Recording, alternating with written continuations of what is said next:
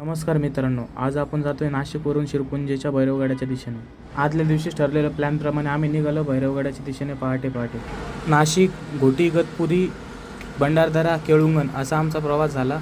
केळुंगण येथे जय भवानी मातेच्या मंदिरापाशी येऊन आम्ही थांबलो. मंदिरापासून आम्ही राईट घेतला आणि पुढे कोल्हे टेकडीच्या बाजूने निघालो. दोस्तों, ना कोई मंजिल है ना कुछ भी पता है, फिर भी हम चले आए हैं भैरवगड.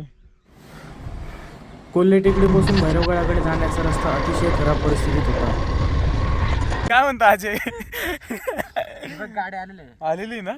हाँ, जिंदगी की तलाश में हम मौत के कितने पास आ गए पता ही नहीं चला. हे भैरवगडाकडे चाललो होतो आणि असल्या रस्त्यावर आलो. इधर खाई और इधर पहाड़ और ऐसा रास्ता, खड़बुड़ा रास्ता. चलते अब देखते हैं क्या होता है. जर तुम्हाला इगतपुरी घोटी साईडून शिरपुंजीकडे यायचं असेल तर तुम्ही राजूर, माणिकोजर आणि सावरकुटे या रस्त्याकडनं या. हा मधला केळुंगण, तेरुंगण या साईडचा रस्ता वापरू नका. अतिशय खराब रस्ता आहे मित्रांनो. पता नहीं आगे रास्ता है या नहीं. देखते नहीं, रास्ता नसेल तर मागे यावं लागेल आम्हाला. 5-6 किलोमीटर गेल्यानंतर आम्हाला हा राजूर सावरकुटेचा चांगला रस्ता लागला आणि आम्ही थोड्याच वेळास प्रवेशद्वारापाशी येऊन पोहोचलो. आणि मग तिथून आम्ही पुढे शिरपुंजीच्या दिशेने निघालो. तिथे आम्हाला समोर भैरवगड आणि घनचक्कर दोघी दिसत होते. तर मित्रांनो, आता आपण आलोय शिरपुंजी गावापाशी आणि इथून पुढे भैरवगड आणि घनचक्कर यांचा एकत्रित प्रवास सुरू होतो. अभी अपने पास आ रहे ब्लॉगर अजय. अब वीडियो बनेगा वीडियो. मग तिथे भैरवनाथाचा जयघोष करून आम्ही निघालो भैरवगडाच्या दिशेने. आम्ही यावेळी भैरवगडाला जाणार आहे. तसेच इथे घनचक्कर पण आहे. घनचक्कर हे महाराष्ट्रातील 4थे सर्वात उंच शिखर आहे. आपण चढायला सुरुवात केलेली आहे. ह्या आंब्याला मोहर बघा, आंब्याला मोहर कसला लागला इथं खतरनाक.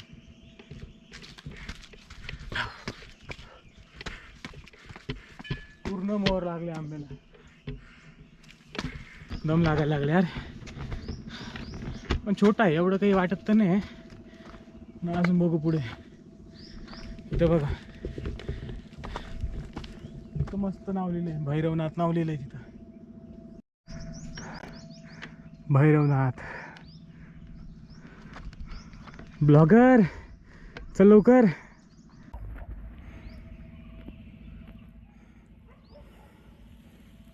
मित्रांनो, आज वार बुधवार. आम्ही आलो भैरवगडावर.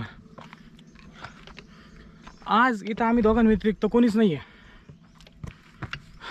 जसं कळसुबाईला खूप गर्दी असते तसं इथं कोणीच नाही आहे.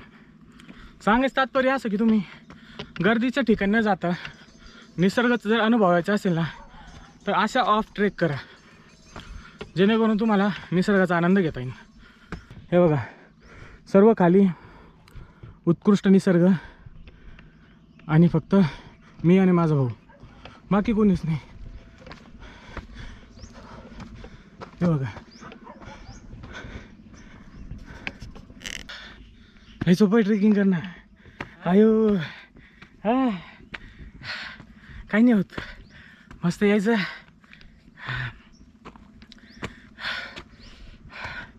हा, दम लागतो बाई इथपर्यंत यायला. हो, थोडं चष्मा वगैरे लावून बाहेर दिसलं पाहिजे. भारी काही नाही, भीती वाटते. भीती डोळ्यातून दिसली नाही पाहिजे.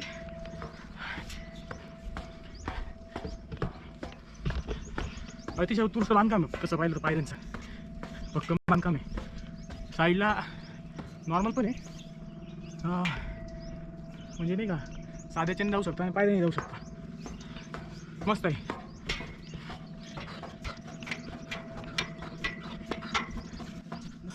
मस्त आहे, बघू शकता. आणि ते उतरल्यानंतर मात्र बघा. मित्रांनो, भैरवगडाचे एक प्रमुख आकर्षण म्हणजे भैरवगड आणि घनचक्करगड यांच्यामधील दरीतील महाराष्ट्रातील असलेली सर्वात मोठी लोखंडी सीडी इथंच आहे. भैरवगड घनचक्कर यांच्यामध्ये ती आपण थोड्या वेळात बघणार आहे. ही नाही आहे ती वरती, ही नाही आहे ती वरती आहे. ती सगळ्यात महाराष्ट्रातली सगळ्यात मोठी लोखंडी सीडी आहे. जी गनचक्करकडे लागते.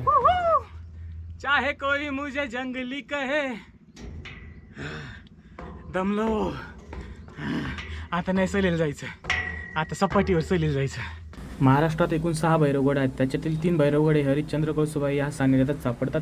त्याच्यातील हा शिरपुंजेचा भैरवगड आहे. इथपर्यंत आलोय आणि आता आपल्या गोप्रो तुटला आहे.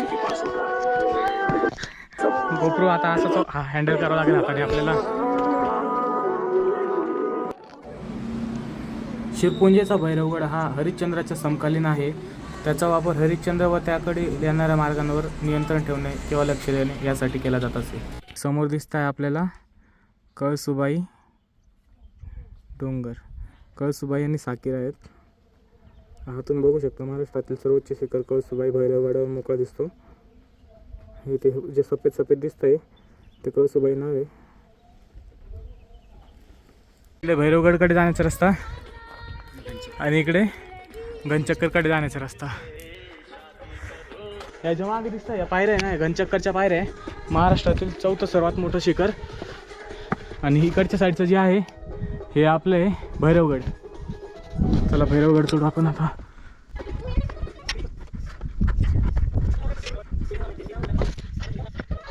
मधल्या रस्त्याने आलो, कोपऱ्याने भीती वाटते म्हटलं.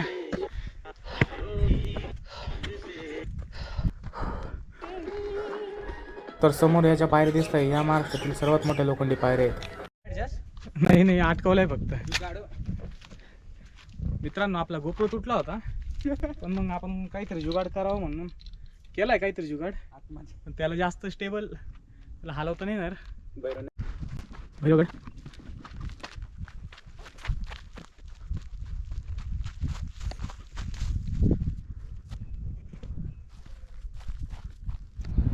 तर हे समोर दिसतं आपल्याला भैरवगडावर पाण्याचे टाके आणि समोर भैरवगडावर शिखरावर जाण्याचा रस्ता. या ठिकाणी आपल्याला एक पिंड दिसते आणि या ठिकाणी आपल्याला एक विरगळ दिसते. विरगळ म्हणजे युद्धात किंवा गायीची किंवा गावाची रक्षा करताना मृत्यू पावलेल्या व्यक्तीच्या स्मरणार्थ बांधलेले हे शिल्प असतात. मित्रांनो आपण भैरवगडावरील भैरवनाथ मंदिर जातोय. इथे भैरवगड नाही, भैरवनाथ मंदिर आहे.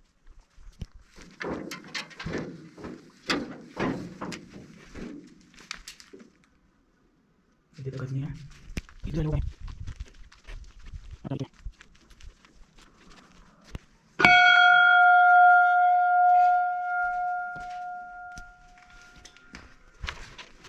या भैरवगडावरील भैरवनाथाचं मंदिर.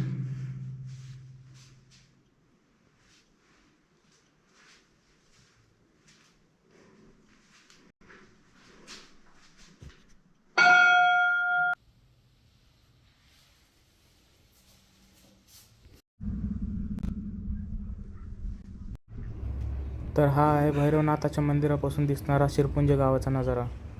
तर हे जे समोर दिसतंय हे गुफा आहे आणि या साईडला एक छोटेसे गुफेत मंदिर आहे. तर मित्रांनो हे जे पाणी साचलं आहे ना, हे म्हणजे पाणी पिण्याचं नाही आहे किंवा पाणी साचवण्यासाठी नाही केलेलं आहे. ही प्रॉपर गुफा आहे ज्याच्यामध्ये नंतर कालांतरानं पाणी साचलं आहे. पण हे काही पिण्याच्या पाण्याचे टाके किंवा त्यासाठी बांधलेलं काही बांधकाम नाही आहे. ही गुफा होती की याच्यामध्ये धान्याचं कोठार होतं, पण याच्यात पाणी साचून ते तसं आपल्याला दिसतंय. पण ही एक गुफा आहे. मित्रांनो या ठिकाणी पण आपल्याला परत गुफा दिसलेली आहे. तर आपण आता गुफा आत जाऊन बघूया.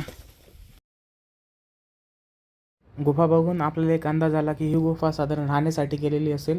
इथे चूल वगैरे पण दिसते आपल्याला. थोडक्यात हे सैनिकांसाठी राहण्याची व्यवस्था केलेलं ठिकाण आहे. और ये अपना भाई अंदर कुछ ढूंढ रहा है, सोना वगैरह मिलेगा तो.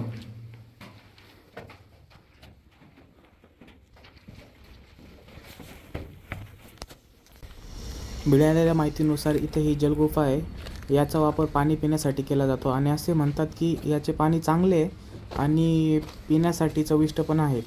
पण मग आम्ही तिथे गेलो आणि बघितलं तिथं अस्वच्छता होती, तसेच पाण्यामध्ये बेडके वगैरे दिसत होते. त्याच्यामुळे आम्ही काही तिथले पाणी पिण्याचा प्रयत्न नाही केला.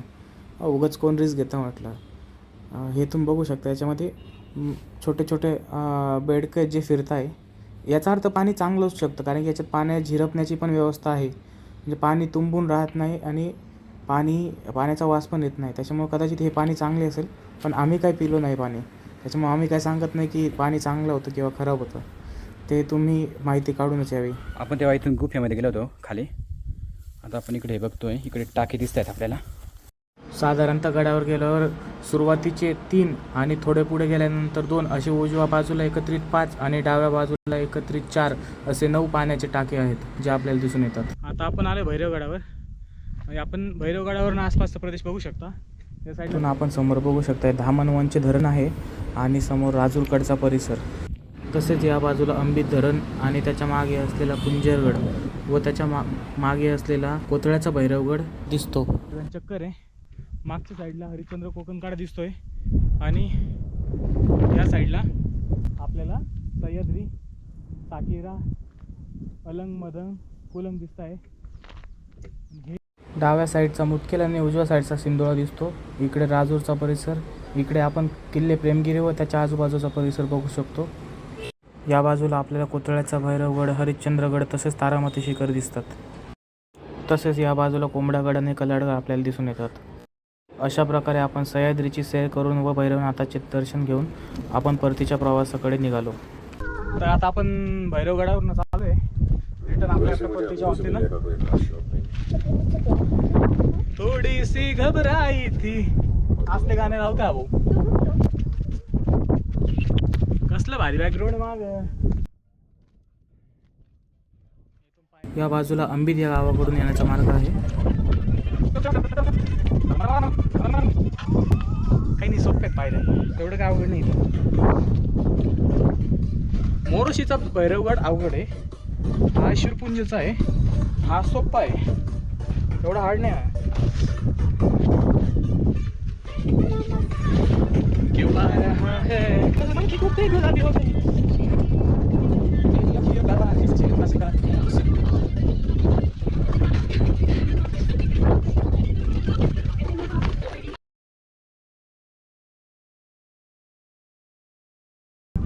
आणि हा जो आहे ना, ही गंचक्करकडे जायची सिटी आहे. आपण नेक्स्ट काही मंथ्समध्ये गंचक्कर करू.